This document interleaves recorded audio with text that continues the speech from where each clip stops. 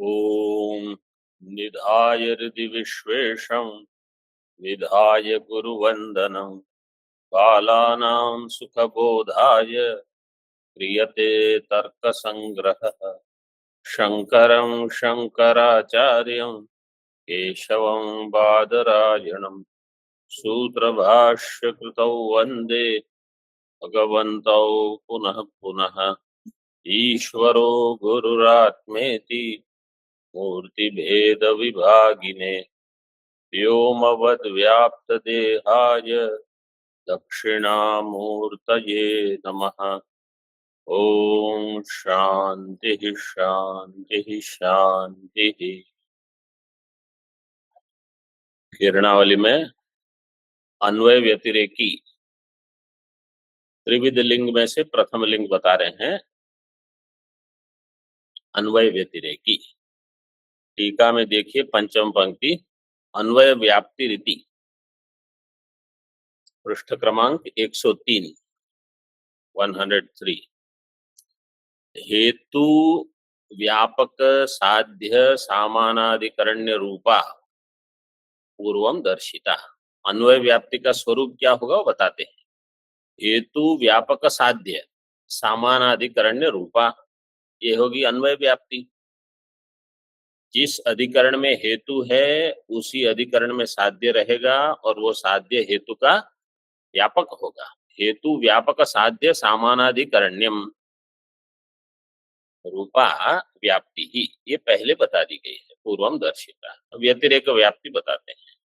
साध्या भाव व्यापकी भूत अभाव प्रतियोगी हेतु, इसको ध्यान में रखना, क्योंकि व्यतिरेक व्याप्ति में कहीं कहीं कुछ गलती हो जाती है, इसलिए ये समीचीन व्याख्या है इसकी। साध्या भाव व्यापकी भूत अभाव प्रतियोगी हेतु, ये हो गई व्यतिरेक व्याप्ति।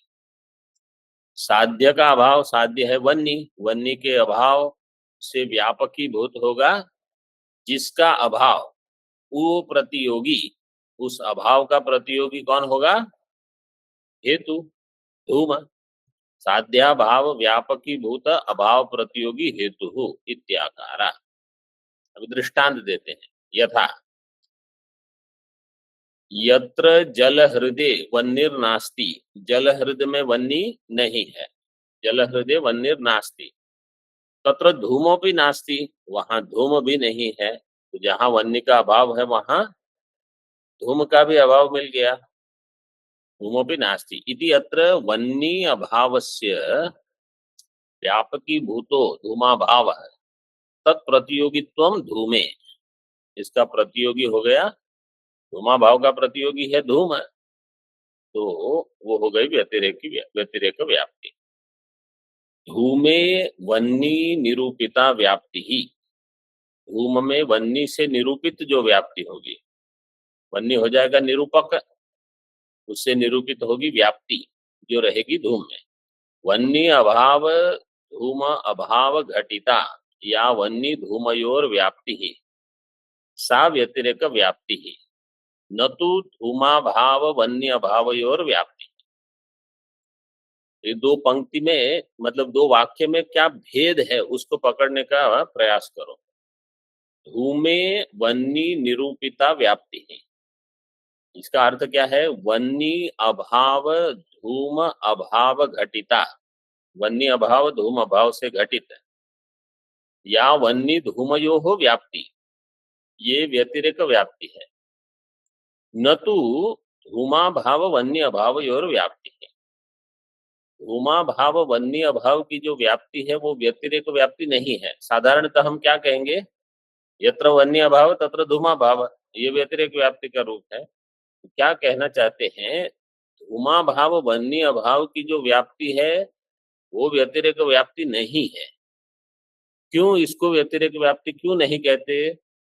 देखो, वो अन्वय व्याप्ति ही हो गई। सातु धूमा भाव अभाव वत अवृत्ति वन्नी अभाव रूपा अन्वय व्याप्ति रेव भवती, ये जो व्याप्ति है ये तो अन्वय व्याप्ति ही हो गई। अन्वय व्याप्ति ही घुमा के आपने कह दिया व्यतिरेक व्याप्ति। धूमा भाव वन्य अभाव की जो व्याप्ति होगी, सातु धूमा भाव भाव, धूम अभाव का अभाव मतलब साध्य का अभाव, साध्याभाववद अवृत्तित्वम, ये लक्षण पहले सुना है आपने, साध्याभाववद अवृत्तित्वम? यस स्वामी जी। ये क्या है, कहाँ सुना है? साध्याभाववद अवृत्तित्वम, ये पूर्व पक्ष की व्याप्ति का रूप है। व्याप्ति का जो लक्षण होता है साध्याभाववद अवृत्तित्वम, ये पदकृत्या में आया था। पृष्ठ क्रमांक भी आपको बताना पड़ेगा ना मुझे। देखो मैंने बताया था आपको, ये 92 पृष्ठ पर देखो 92, और वहां लिख लो कि ये 92 पर मिलेगा। मूल में दिया है यत्र यत्र धूमस तत्र तत्र अग्नि ही साहचर्य नियमो व्याप्ति ही। वहां नीचे देखो न्याय बोधिनी में 1 नंबर लिखा है, उसके पूर्व का वाक्य, पूर्व पक्ष व्याप्तिस्तु साध्या भाववद अवृत्तित्वम। मिला? सबको मिला ये? जी। ये है पूर्व पक्ष व्याप्ति, साध्या भाववद अवृत्तित्वम। तो यहाँ जो बता रहे हैं साध्या भाववत, साध्या भाव मतलब धूमा भाव का अभाव, साध्या भाववत अवृत्ति वन्य अभाव रूपा, ये तो वन अन्वय व्याप्ति ही हो गई, अन्वय व्याप्ति रेव भवती। तो इसलिए व्यतिरिक्त व्याप्ति में रूप कैसा होगा, देखो मुख्य इसमें पकड़ना क्या था, वन्नी धूमयोर व्याप्ति, वन्नी धूम की व्यतिरेक व्याप्ति मिलनी चाहिए, वन्नी अभाव धूम अभाव की व्यतिरेक व्याप्ति नहीं। ये मुख्य ये पकड़ना है। धूमे वन्नी निरूपिता व्याप्ति है, वन्नी अभाव धूमा भाव घटिता या वन्नी धूमयोर व्याप्ति सा व्यतिरेक व्याप्ति। वन्नी और धूम में जो व्याप्ति है वो व्यतिरेक व्याप्ति होगी। उसके घटक क्या होंगे, वन्नी अभाव धूमा भाव। धूमा भाव वन्य अभाव की जो व्याप्ति है वो तो अन्वय व्याप्ति हो जाएगी। मतलब अन्वय व्याप्ति का स्वरूप क्या है, यत्र धूमस तत्र वन्य। लेकिन ये जो लक्षण है साध्या भाववद अवृत्तित्वम, ये तो पूर्व पक्षी की व्याप्ति का रूप है। इसमें फिर संशोधन करके सिद्धांत की जो व्याप्ति है वो हमने देखी है, मैं फिर से नहीं बताऊंगा, वो वेदांत परिभाषा में भी हमने देख ली है ये व्याप्ति। तो व्याप्ति जो है वो धूम वन्य के बीच में होगी, वन्य धूमयोर व्याप्ति सा व्यतिरिक्त व्याप्ति। उसके घटक क्या होंगे, वन्य अभाव धूमा भाव। तो इसलिए देखो वन्य अभाव धूमा भाव घटिता, घटिता मतलब उसका एक घटक होगा। वन्य और धूम, वन्य अभाव और धूम अभाव से घटित जो व्याप्ति है वन्य और धूम की, ये व्याप्ति व्यतिरेक व्याप्ति कही जाएगी। धूमा भाव वन्य अभाव की व्याप्ति को व्यतिरेक व्याप्ति नहीं कहते हैं, वो तो अन्वय व्याप्ति ही है। ऐसे एतेन वन्य अभाव निष्ठा व्यतिरेक व्याप्ति ही स्वाश्रयी भूत वन्य अभाव व्यापकी भूत अभाव प्रतियोगित्व संबंधेन धूमे वर्तते इति मतम निरस्तम। इस मत का निराश हो गया इसी हेतु के द्वारा, इसी कारण से। क्या कारण दिया कि धूमा भाव वन्य भाव की व्याप्ति हम नहीं लेंगे। तो यहाँ जो लक्षण दे रहे हैं वन्य अभाव निष्ठा व्यतिरेक व्याप्ति, जो व्यतिरेक व्याप्ति वन्य अभाव में होगी, स्वाश्रयी भूत वन्य अभाव व्यापकी भूत अभाव प्रतियोगित्व संबंधे न धूमे वर्तते, ये तो अन्वय व्याप्ति ही हो गई फिर से, इसलिए इसको व्यतिरेक व्याप्ति नहीं कहेंगे। स्व आश्रयी भूत वन्य अभाव व्यापकी भूत अभाव, वन्य अभाव का व्यापक होगा धूमा भाव, धूमा भाव का प्रतियोगी होगा धूम, और स्व आश्रयी भूत, स्व से ले लो धूम, धूम का जो अथवा धूमा भाव आश्रयी भूत वन्य भाव, उसका व्यापकी भूत धूमा भाव, ये अन्वयी व्याप्ति ही है, इसलिए इसको व्यतिरेक व्याप्ति नहीं लेंगे। इसलिए वेदांत मत में ये अन्वय, केवलान्वयी, केवल व्यतिरेकी और अन्वय व्यतिरेकी ऐसे 3 विभाग नहीं किए। वेदांत में केवल एक ही व्याप्ति ली है, उसको केवलान्वयी नहीं कह के अन्वयी व्याप्ति, बस इतना ही कहा, क्योंकि ये नहीं तो आपत्ति आ सकती है, इसलिए। इति मतम निरस्तम, क्यों? तस्याः साक्षात धूमे वर्तमानत्वात्, ये व्याप्ति तो धूम में ही है, जो धूम में व्याप्ति होगी वो अन्वय व्याप्ति ही है। अन्वय व्याप्ति ही अपि साक्षात वर्तते धूमे, अन्वय व्याप्ति भी साक्षात धूम में है, और जो आप व्यतिरेक व्याप्ति का लक्षण बना रहे हो वो भी धूम में ही है, इसलिए ये उससे भिन्न नहीं हुई, विलक्षण नहीं। इति उभय व्याप्ति विशिष्टत्वात् धूमम, धूमो, धूमम नहीं, धूमो अन्वय व्यतिरेकी, धूम जो लिंग है वो अन्वय व्यतिरेकी होगा। सर्वत्र हेतुर व्याप्य साध्यम व्यापकम, सभी जगह हेतु जो होगा वो व्याप्य होगा, साध्य होगा वो व्यापक होगा। व्यतिरेक में कैसा होगा? व्यतिरेक तो साध्याभाव व्याप्य है, हेतु अभाव व्यापक है, ये तो सरल है। धूम वन्य की जो व्याप्ति है उसमें व्यापक कौन है? ऑनलाइन वाले बताइए। वन्य व्यापक है। नए विद्यार्थी बोलिए। वन्य है, व्यापक है, और धूम हो जाएगा व्याप्य। और व्यतिरेक में साध्याभाव व्याप्य है, साध्याभाव क्या होगा? साध्याभाव का अर्थ है वन्य अभाव, वन्य अभाव व्याप्य हो जाएगा, हेतु अभाव धूमाभाव व्यापक हो जाएगा। व्यतिरेक व्याप्ति ज्ञान जन्य परामर्श, अभी परामर्श का लक्षण कैसा होगा? व्यतिरेक व्याप्ति जन्य जो होगा वो अन्वय व्याप्ति जन्य परामर्श होगा, वो कैसा होगा? वह्नि व्याप्य धूमवान अयम पर्वतः। अन्वय व्याप्ति से जो जन्य परामर्श होगा उसका स्वरूप होगा वन्य वन्य व्याप्य धूमवान अयम पर्वतः। व्यतिरेक व्याप्ति वाला जो परामर्श होगा वो कैसे होगा बता रहे हैं। वन्य अभाव व्यापकी भूत अभाव प्रतियोगी धूमवान अयम पर्वतः। वन्य अभाव व्यापकी भूत, वन्य अभाव से, वन्य अभाव का जो व्यापक होगा धूमाभाव, धूमाभाव का प्रतियोगी हो जाएगा धूम, तद्वान पर्वत, ये हो जाएगा व्यतिरेक व्याप्ति ज्ञान जन्य परामर्श। मूल सरल है, केवल इतना पकड़ लेना है कि अन्वय और व्यतिरेक दोनों की व्याप्ति होगी, और ये वन्य धूम में व्याप्ति मिल जाएगी, हेतु साध्य में व्याप्ति होगी, उसके घटक साध्य भाव हेतु भाव हो सकते हैं, ऐसा। बाकी सब सरल है। आगे देखिए, केवलान्वयी, अन्वय मात्र व्याप्तिकम केवलान्वयी, यथा घटो विधेयः प्रमेयत्वात् पटवत्,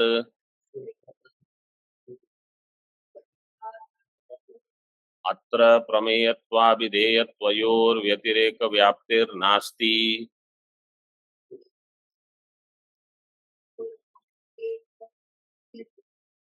सर्वस्यापि प्रमेयत्वादभिधेयत्वाच्च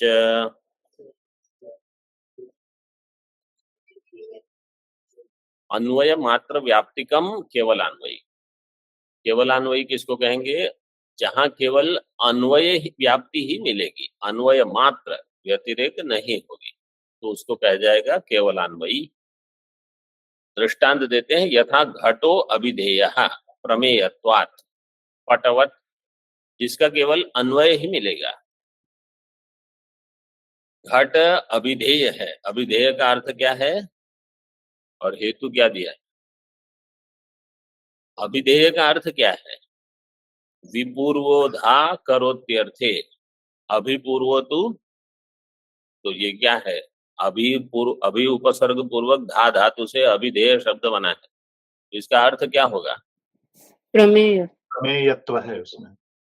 प्रमेयत्व तो हेतु दिया है ना, हेतु ही दिया है प्रमेयत्वात्, साध्य अभिधेय है, हेतु प्रमेयत्व है।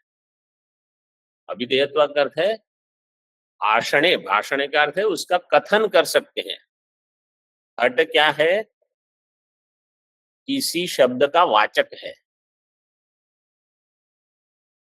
जिसका आप कथन कर सकते हो, जिसका आप वचन कर सकते हो, वो वाच्य है, अभिधेय। प्रमेयत्वात् पटवत्, प्रमेय है। जो प्रमेय होगा व्याप्ति कैसे होगी? यत्र यत्र प्रमेयत्वं तत्र तत्र अभिधेयत्वं। यत्र यत्र प्रमेयत्वं तत्र तत्र अभिधेयत्वं। जो जो प्रमेय होगा उसका आप कथन कर सकते हो, वचन कर सकते हो। भाषण का अर्थ ये नहीं है कि 1 घंटे बोलना वही भाषण। भाषण का अर्थ है कि आप उसको भाषित कर सकते हो। उसकी कोई भाषा, मतलब परिभाषा जिसको हम कहते हैं वो ही है। भाष्यते अनया इति भाषा, परिभाषा में यही शब्द लगता है। अत्र प्रमेयत्व अभिधेयत्वयोर व्यतिरेक व्याप्तिर नास्ति। प्रमेयत्व और अभिधेयत्व में व्यतिरेक व्याप्ति नहीं है, केवल अन्वय। क्यों? सर्वस्यापि प्रमेयत्वात् अभिधेयत्वाच्च। कहीं प्रमेयत्व का अभाव मिलेगा ही नहीं है आपको। जब आप कहते हो यत्र अभिधेयत्व अभाव तत्र प्रमेयत्व अभाव, ऐसे समझो आप वाक्य बनाओगे तो पूछेगा कोई कि आपको ये मिला कहाँ? जैसे पूर्व में व्यतिरेक में दृष्टांत क्या दिया था? हृदय, जल हृदय में वन्नी का अभाव है, वहां धूम का भी अभाव है, तो वहां जल हृदय में आपको ये व्याप्ति मिल गई। कौन सी व्याप्ति मिली? व्यतिरेक व्याप्ति। यहाँ व्यतिरेक व्याप्ति कहाँ मिलेगी? जहां प्रमेयत्व का अभाव हो वहां अभिधेयत्व का अभाव, ऐसी व्याप्ति ही नहीं मिलेगी। इसलिए कह दिया व्यतिरेक व्याप्ति नास्ति। ये समझ में आया? इसको समझना है। मुख्य क्या है कि हमको ये समझ में आ जाना चाहिए कि ये कहना क्या चाह रहे हैं। बाकी तो पहले ही पढ़ा हुआ है। अगले पृष्ठ पर देखिए, दीपिका में देखिए पहले। केवलान्वयिनो लक्षणम आह, जो केवल अन्वयी होगा उसका लक्षण बता रहे हैं। अन्वय इति केवलान्वयी साधकम साध्यकम लिंगम। केवलान्वयी का जो साधक साध्यक लिंग होगा, साध्यक मतलब साधक, लिंगम केवलान्वयी। केवलान्वयी साध्यकम लिंगम केवलान, वो लिंग को कहा केवलान। केवलान्वयी व्याप्ति के द्वारा जिस साध्य की सिद्धि होती है उसका जो लिंग होगा उसको कहा जाएगा केवलान्वयी। केवलान्वयी क्या लक्षण पहले हमने देखा है, अत्यंताभाव, अत्यंताभाव प्रतियोगित्व, अत्यंताभाव प्रतियोगित्व, अत्यंताभाव अप्रतियोगित्व। देखो हर एक चीज आपको ध्यान से देखनी है। हाँ, जो अत्यंताभाव का अप्रतियोगी है, अत्यंताभाव प्रतियोगित्व। इसका अर्थ क्या है? अत्यंताभाव प्रतियोगित्व का अर्थ क्या समझ में आया? उसका अत्यंत अभाव नहीं है। हाँ, जिसका अत्यंताभाव आपको कहीं नहीं मिलेगा, मतलब जिसका हमेशा आपको भाव भाव भाव ही मिला, अभाव नहीं मिला, उसको कहा जाएगा केवलान्वयी। केवलान्वयी उदाहरति घटो अभिधेय प्रमेयत्वात् इति। घट अभिधेय है क्योंकि वो प्रमेय है। पूर्व पृष्ठ पर देखिए, जहां 1 नंबर लिखा है, टिप्पणी मतलब पृष्ठ क्रमांक 104, 1 नंबर टिप्पणी देखिए। अवृत्ति पदार्थस्य गगनस्य अभावः सर्वत्र अस्ति। गगन क्या है? अवृत्ति पदार्थ है। अवृत्ति पदार्थ का अर्थ क्या है? इंद्रिय प्रत्यक्ष नहीं होता है। हाँ, जिसका इंद्रिय प्रत्यक्ष नहीं होता है। नहीं नहीं, ये वो नहीं, ये वेदांत वाली अवृत्ति नहीं है। न्याय और जैसे अगर मैं कहूंगा घटो भूतल वृत्ति ही, तो वहां वृत्ति का अर्थ क्या है? अधिकरण फोकस किं भूतला अधिकरण अथवा तत्र वर्तते। वृत्ति का अर्थ, साधारण अर्थ क्या है? घटो भूतले वर्तते, इसलिए घट क्या हो गया? भूतल वृत्ति, भूतल में रहना। तो गगनस्य, गगन क्या है? अवृत्ति पदार्थ है। इसका अर्थ क्या है? उसका एक स्थान नहीं है, there is not one locus. हाँ, गगन कहीं रहता नहीं है, आकाश कहीं नहीं रहेगा। बोले वेदांत में तो हम कहते हैं आकाश सर्वत्र रहता है, आप न्याय में कहते हो आकाश कहीं नहीं रहता। कहीं नहीं रहते का अर्थ इसको समझ लो, पहले समझाया है 2-3 बार। ये पट कहाँ है? तंतु में। तंतु में। पट तंतु में है, हस्त में है ऐसा नहीं कहना। पट तंतु में रहता है। तो तंतु क्या है? इसका समवायी कारण। मतलब कोई भी पदार्थ कहाँ रहेगा? अपने समवायी कारण। लेकिन वो केवल जो कार्य है, जो अनित्य है, उसी के लिए ये संभव है अपने समवायी कारण में रहना। जो नित्य पदार्थ है उसका समवायी कारण क्या होगा? अभी इसमें नित्य इतना, पदार्थ कार्य नहीं होगा। हाँ, इसमें इतना सोचने की क्या आवश्यकता है? जो नित्य पदार्थ है उसका कारण होगा नहीं, इसलिए तो वो नित्य है। अगर वो कारण होगा तो वो कार्य हो जाएगा, तो अनित्य होगा।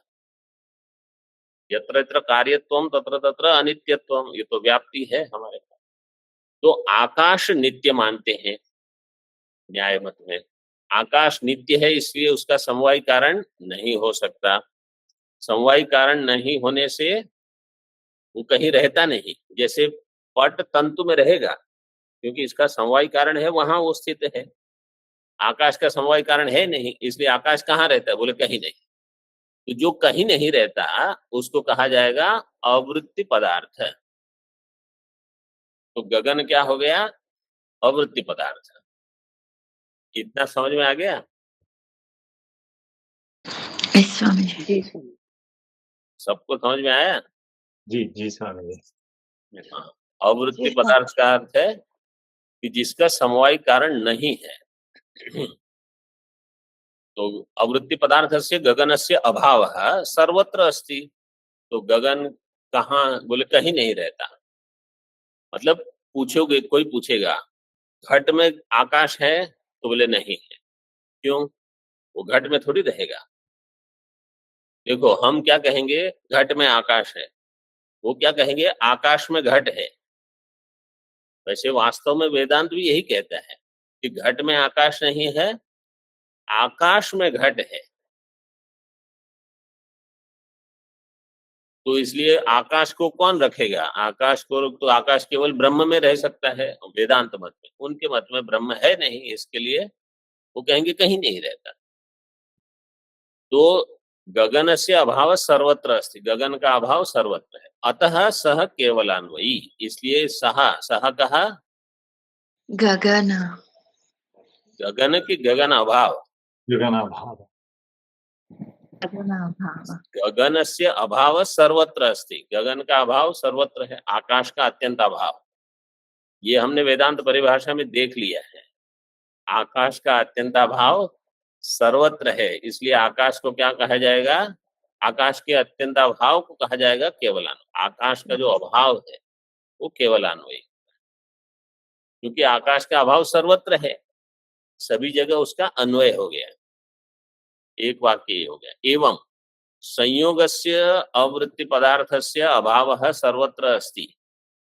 संयोग व्याप्य वृत्ति है कि अव्याप्य वृत्ति है? अव्याप्य वृत्ति। अव्याप्य वृत्ति। देखो पंक्ति देखो, संयोग क्या है? अव्याप्य वृत्ति। अव्याप्य वृत्ति का अर्थ क्या है? जैसे कपि संयोग एक जगह रहता है। वो तो दृष्टांत नहीं दो। अच्छा ठीक है, दृष्टांत बोलिए। हाँ, क्या बोल रहे हैं? इसका अस्काधिकरण में एक जगह संयोग रहता है और एक जगह संयोग नहीं रहता है। जो अव्याप्य वृत्ति का अर्थ यह है कि जो अपने अधिकरण में एक देश में रहे उसको कहा जाएगा अव्याप्य वृत्ति। अपने अधिकरण के जो एक देश में रहे वो है अव्याप्य वृत्ति। तो जैसे कपि संयोग का अधिकरण है वृक्ष, वो वृक्ष के एक देश शाखा में रहेगा, इसलिए वो कपि संयोग अव्याप्य वृत्ति है। तो संयोगस्य अव्याप्य वृत्ति पदार्थस्य अभावः सर्वत्र अस्ति। संयोग का अभाव सर्वत्र होगा। संयोग का अभाव जहां संयोग नहीं है वहां होगा संयोग अभाव। Yes, Swami. संयोग अभाव जहां संयोग नहीं है वहां क्या होगा? संयोग अभाव। जहां संयोग है वहां संयोग अभाव होगा? नहीं। हाँ होगा। हाँ, जहां संयोग है वहां भी संयोग अभाव होगा। वहां मतलब अवच्छेदक अलग मान करके। तो इसलिए कहते हैं देखो, संयोगस्य अव्याप्य वृत्ति पदार्थस्य अभावः सर्वत्र अस्ति।